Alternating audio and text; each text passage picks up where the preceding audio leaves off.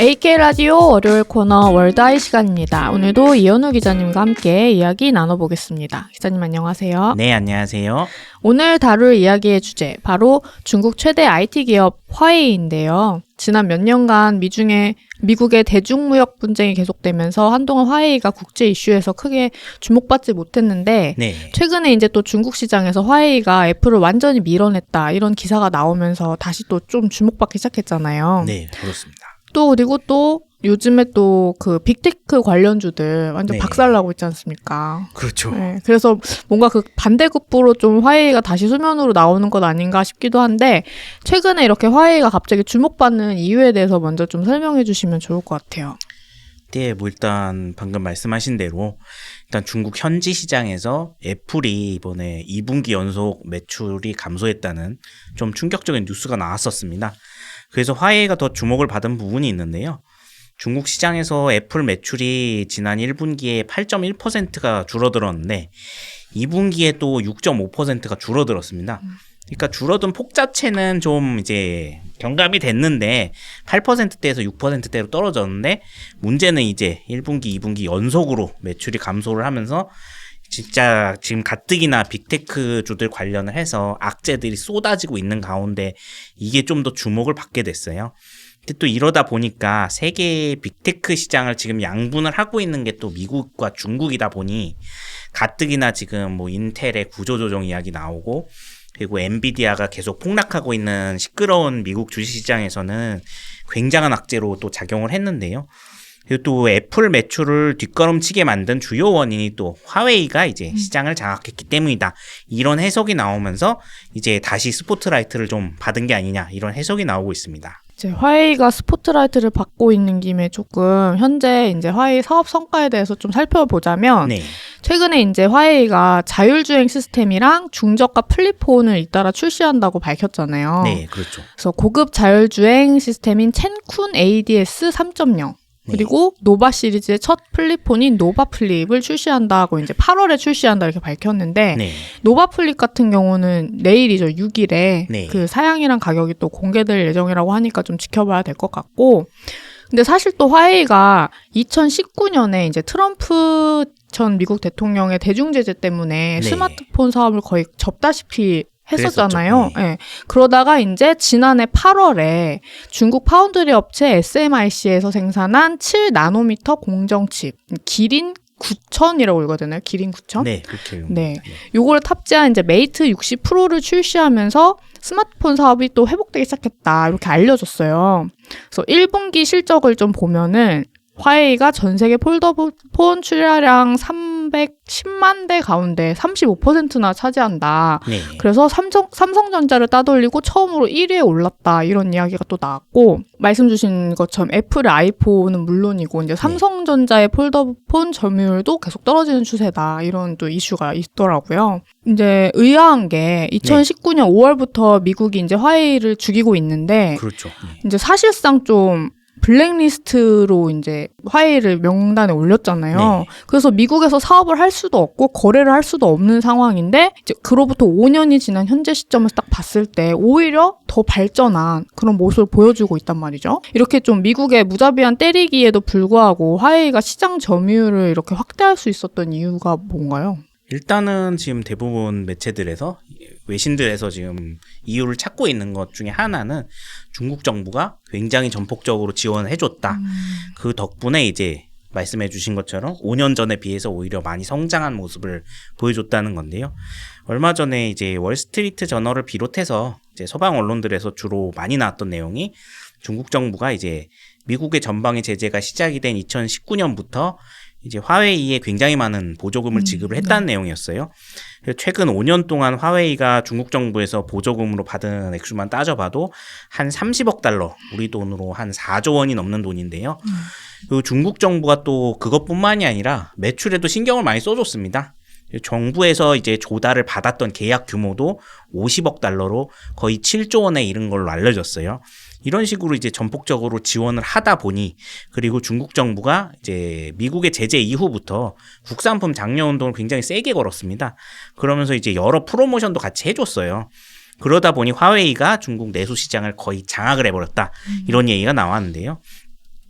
원래 화웨이가 이제 미국의 제재 전에는 전체 매출의 한 50% 정도가 이제 내수 시장에서 나오고 나머지 50% 정도는 이제 수출로 지탱이 됐던 회사였는데 지금은 거의 60% 이상이 내수 시장을 통해서만 나온다. 이렇게 지금 얘기가 나오고 있어요. 그걸로 보면은 내수 비중이 굉장히 많이 올라간 거고 그만큼 중국 정부가 내수 시장에서 밀어줬다고 얘기할 수 있는 부분이죠. 이렇게 뭔가 중국 정부가 자국 내에서 이제 국산품을 네. 많이 쓰고 이렇게 화웨이를 전폭적으로 지원해 주는 걸 두고 또 미국 기술을 자국에서 추방하려고 하는 딜리트 아메리카다. 뭐 이런 표현도 좀 네, 있더라고요. 그렇죠. 근데 말씀 주신 것처럼 이제 중국 정부가 화웨이에 엄청난 보조금을 주고 있는 것도 물론이고 또 기사를 보니까 아예 정부 기관에 써서 쓰는 제품을 다 화웨이로 바꿔라 이런 지시도 또 있었다고 하더라고요. 네.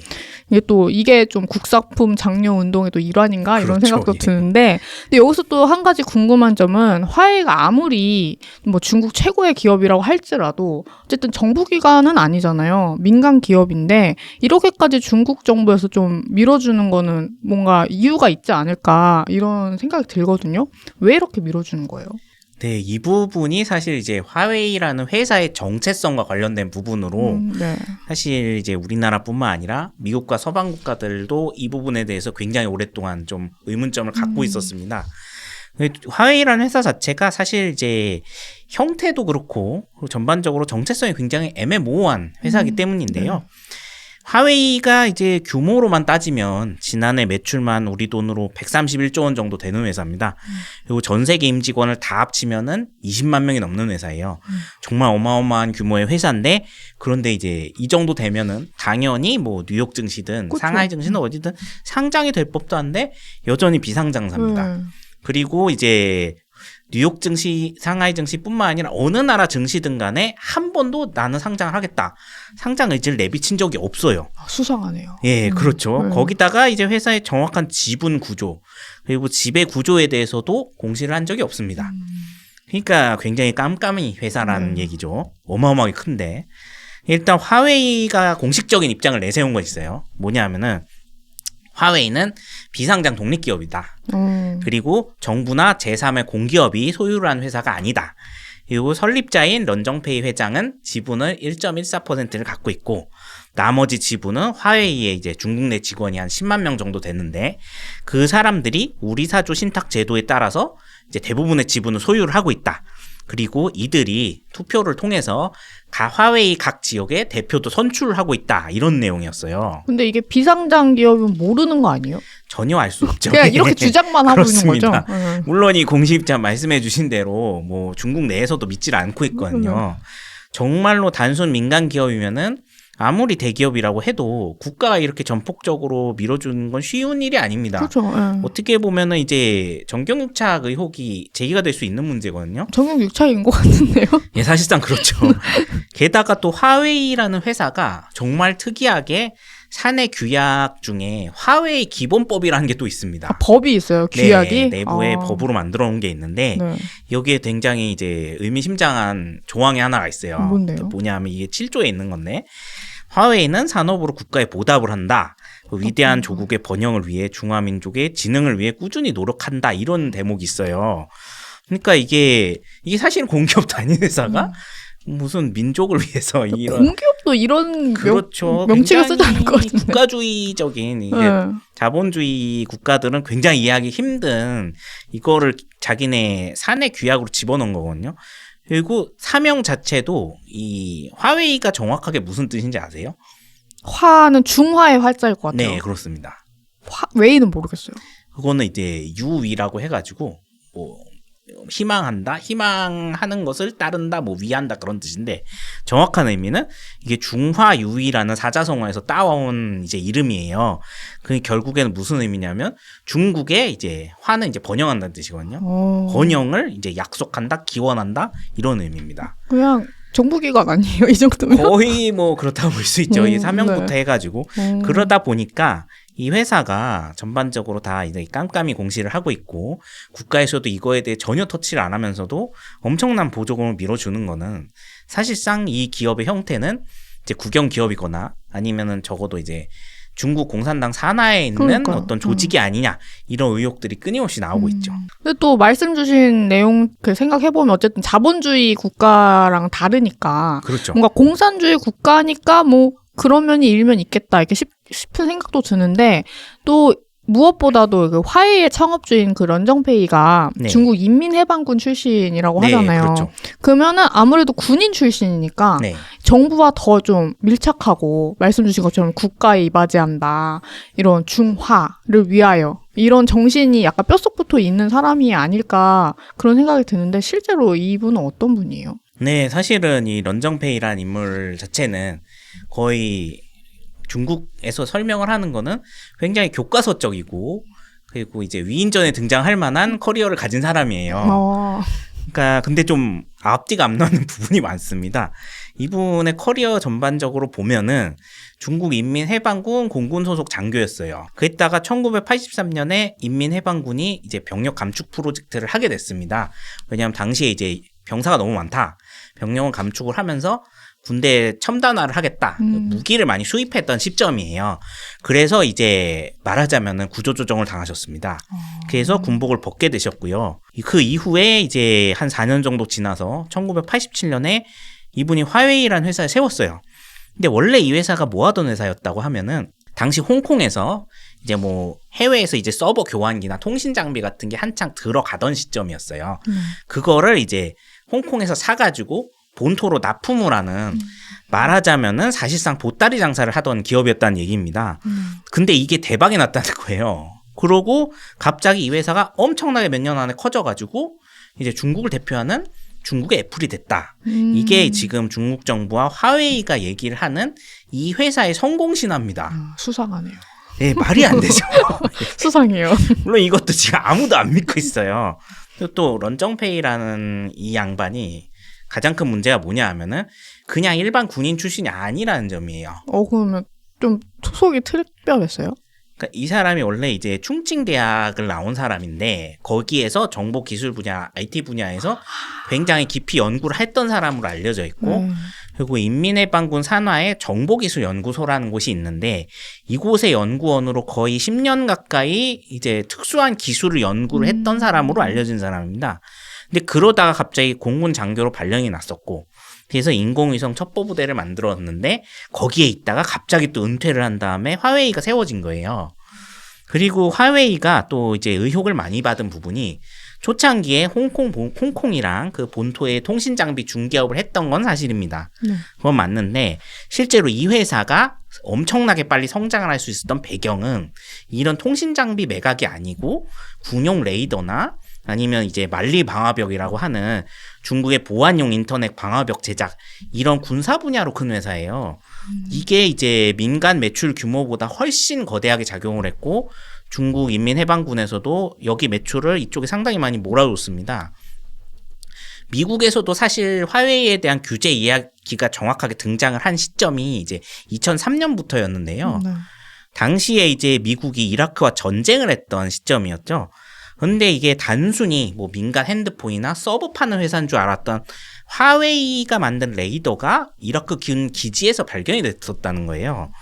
그래서 이제 미국이 전쟁 전에 이라크에 대한 무기 수출 금지 제재를 내렸었는데 이거를 어기고 이제 우회해서 이제 화웨이가 수출을 했던 정황이 발견이 된 거죠. 그래서 미국 의회에서도 이 내용이 이제 문제가 제기가 됐었습니다. 그 이후부터 이제 미국 정부 입장에서는 요주의 기업이 됐다. 이렇게 알려져 있어요. 2016년에 이제 문제의 그 영국에서 발견된 백도어 프로그램이 전 세계적으로 이제 문제가 됐는데 이 백도어 프로그램이라는 거는 결국에는 이제 화웨이 휴대폰에서 이제 뭐 여기에 기밀 정보를 여기서 이제 뭐 문자 메시지를 했거나 아니면 검색을 했거나 이런 내용들이 전부 이 프로그램을 통해 중국 쪽으로 넘어갈 수 있다. 이런 의혹이 제기가 됐었습니다. 결국에 이게 2019년 미국의 화웨이 제재까지 가게 되는 원동력이 됐는데요.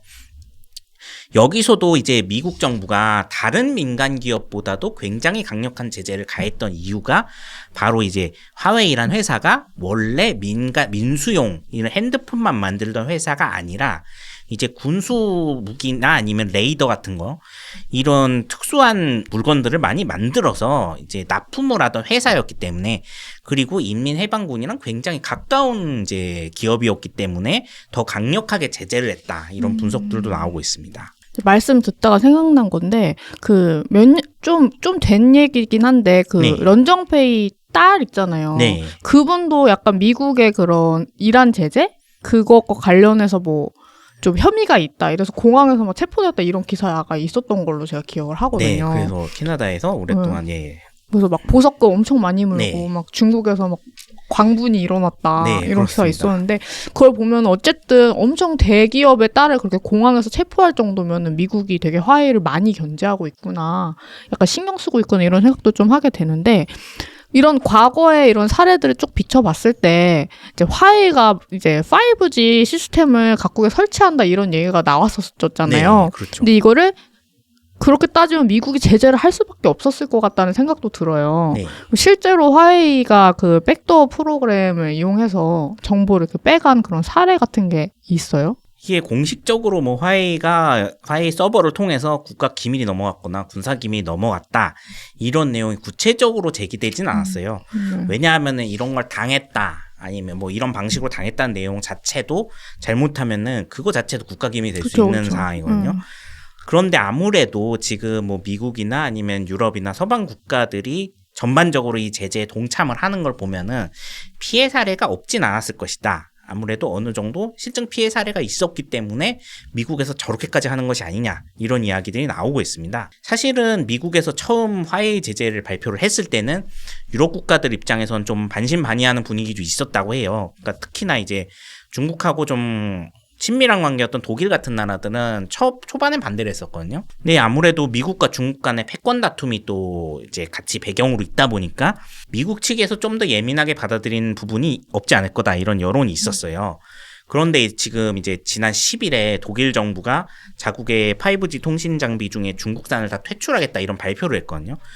유럽에서도 상당히 오랜 기간에 걸쳐서 여기에 대해서 조사를 했는데 아무래도 이제 뭔가 문제가 생긴 거죠. 아니면 피해 사례가 발생을 했거나. 그래서 화웨이나 중국 기업들을 상당히 이제 믿지 못하게 된 걸로 지금 보여지고 있어요. 그러다 보니까 이제 미국을 시작으로 해서 지금 영국, 호주, 뉴질랜드, 이제 뭐 독일까지도 이제 화웨이 부품에 대해서 제재를 하겠다는 지금 입장으로 봐서는 어느 정도 위협을 충분히 느낀 것이 아니냐 이런 이야기가 지금 나오고 있습니다.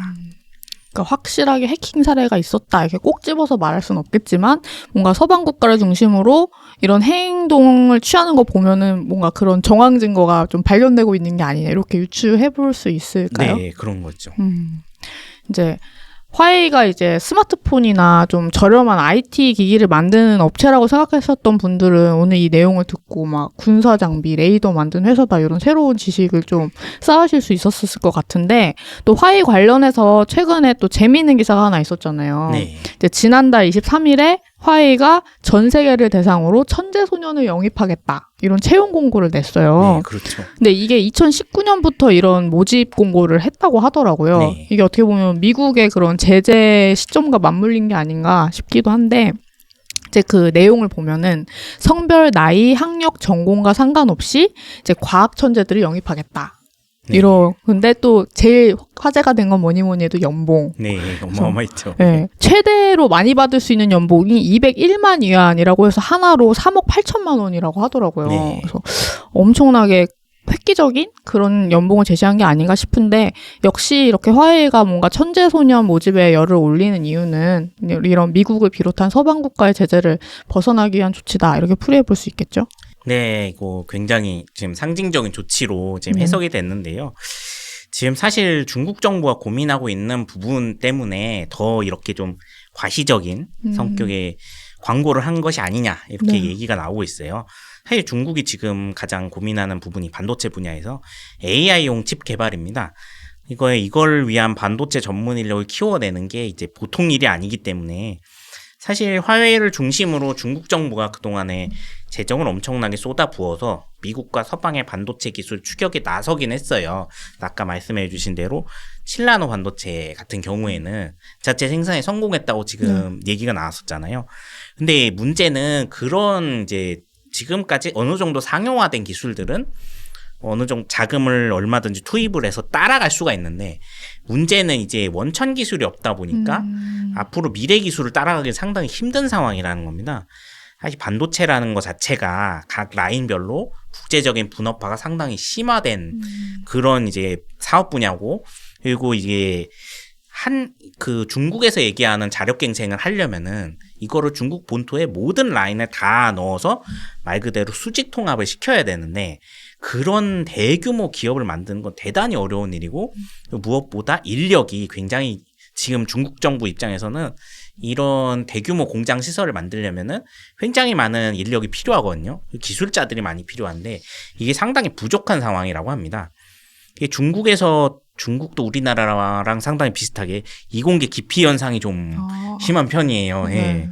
이게 대부분 우리나라도 지금 대부분 이제 가장 성적이 높은 우수한 학생들이 뭐 의대나 아니면 그렇죠. 법대 쪽으로 몰린 것처럼 중국도 좀 그런 부분들이 심한 상황이거든요.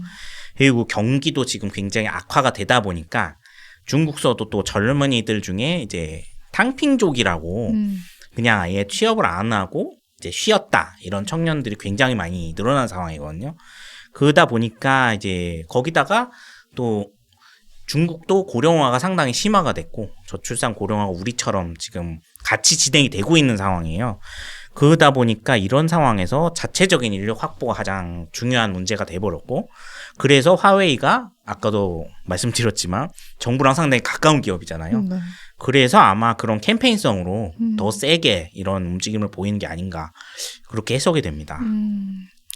그래서 오늘 해주신 말씀을 쭉 되짚어 보면은 결국 화웨이의 성장은 중국 정부의 지원에 달렸다. 그리고 화웨이의 성장은 곧 중국 경제 성장과 직결된다. 이렇게 풀이해볼 수 있을 것 같고, 그럼에도 불구하고 중국 지원이 아무리 전폭적으로 해준다고 하지만 결국에는 서방 국가랑 어쨌든 기술력 싸움을 해야 되는데 그 차원에서 봤을 때는 여전히 화웨이도 고심이 있을 것이다. 이렇게 봐도 될까요? 네, 그렇죠. 그러면 이제 기자님께서 이제 화웨이와 이 앞으로 이제 모든 이제 펼쳐질 그런 상황을 좀 종합적으로 전망을 한번 해주시면 좋을 것 같아요. 네, 일단은 화웨이랑 중국 경제가 국제 뉴스에서 다시 전면에 부각이 됐다라는 것 자체가 아마 중국 정부 입장에서는 상당히 의미 있게 보고 있을 거예요. 그럼 그만큼 지금 미국 경제, 미국 대형 기술주들이 상당히 위기를 맞은 상황이고, 이거를 결국에는 지금 만약에 중국 경제까지 안 좋은 모습으로 가게 되면은 굉장히 세계 경제 자체가 상당히 힘들어질 수 있는 상황이기 때문에 여기서 이제 버팀목이 돼줄 것인가 아니면 이제 동반 침몰할 것인가 거기에 달린 문제거든요. 근데 중국도 사실 상황이 그렇게 썩 좋지는 않은 상황이에요. 구체적인 얘기는 밝히지 않았지만 시진핑 중국 국가주석이 지난주에 굉장히 이례적으로 중국 경제가 지금 일부 어려움과 문제에 직면해 있다. 이렇게 직접적으로 이야기를 했습니다. 원래 인정 안 하잖아요. 절대로 안 하죠. 예. 특히나 중국같이 일당 독재 국가에서 그러니까요. 국가 지도자가 이런 말을 했다는 거는 정말 뭔가 큰 일이 벌어지고 있다는 얘기거든요. 그런데 지금 또 화웨이와 관련해서는 아까 말씀드렸듯이 중국 자체 칩 개발이라는 것이 과연 얼마나 긍정적 효과를 거둘 수 있는지 그게 문제로 제기가 되고 있거든요. 이 반도체 산업은 쉽게 따라갈 수 있는 산업이 아닙니다. 그렇죠. 대만 같은 경우도 그렇고 지금 우리나라 같은 경우도 그렇고 파운더리 생산만 하는데 그 공장이나 아니면 전체 산업시설을 만드는데 40년 이상이 소모가 됐어요. 그리고 어마어마한 이제 인력들을 전 세계에서 다 수입을 해서 쓰고 있는 상황이잖아요. 그러면은 그런 공급망을 유지를 하고 만드는데 중국도 지금 시작을 하면은 반세기 이상이 걸린다는 얘기예요. 근데 지금 7나노미터 칩은 지금 자체 생산을 하는데 성공을 했다고 지금 과신은 하고 있는데 사실은 지금 시장 전체적으로 봤을 때는 TSMC나 삼성에서는 이제 조금 있으면 뭐 3나노, 2나노 칩을 양산을 하겠다는 입장이잖아요. 그러면은 기존의 칩들은 완전히 이제 시장에서 이제 벗어나게 된 거란 말이죠.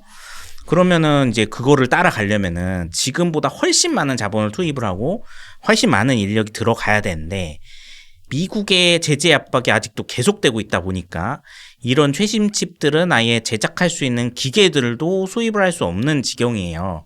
그래서 이제 일부 이제 중국 보따리 상인들이 아니면 혹은 유학생들을 통해서 이제 뭐 새로 나온 칩들의 경우에 몰래 숨겨가지고 밀수입을 하고 있는 상황인데 그거를 이제 반도체 회사들이 갖다가 분해를 해서 이제 다시 기술을 알아보는 그런 상황에 지금 처한 상황이거든요.